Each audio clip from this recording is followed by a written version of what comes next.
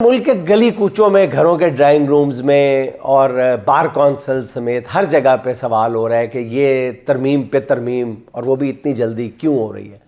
इसका आम आदमी को क्या फ़ायदा पहुंचेगा, इसकी अफादियत क्या है। इन सब मासूमाना सवालों का एक ही जवाब है कि इमरान खान ने पूरे सिस्टम को इतनी बुरी तरह हराया है, इतनी बुरी तरह हराया है, उसका तिया पांचा करके रख दिया, सिस्टम उधेड़ के रख दिया इमरान खान की फतह ने। फिर उसकी ये जो जेल में वो इस्तकामत दिखा रहा है, उसने पूरे सिस्टम को हिला के रख दिया। और इस निज़ाम के बेनिफिशरी जो है हर वक्त खेल के जो रूल्स हैं वो चेंज करने में लगे रहते हैं, रूल्स ऑफ द गेम जो है वो चेंज करने में लगे रहते हैं। कभी ज़बरदस्ती की जा रही है, कभी धांधली, कभी आईनी तरमीम।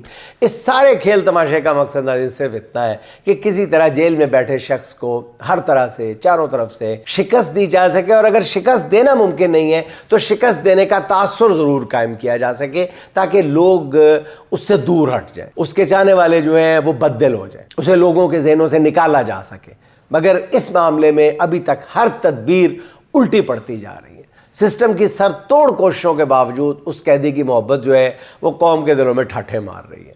तरमीम करने और कराने वालों को शायद ये पता नहीं चल रहा कि कुछ असूल कुदरत के भी होते हैं, और जब कानून कुदरत हरकत में आता है तो ना कोई तरमीम काम आती है, ना इख्तियारात और अंधी ताकत कुछ कर सकती है।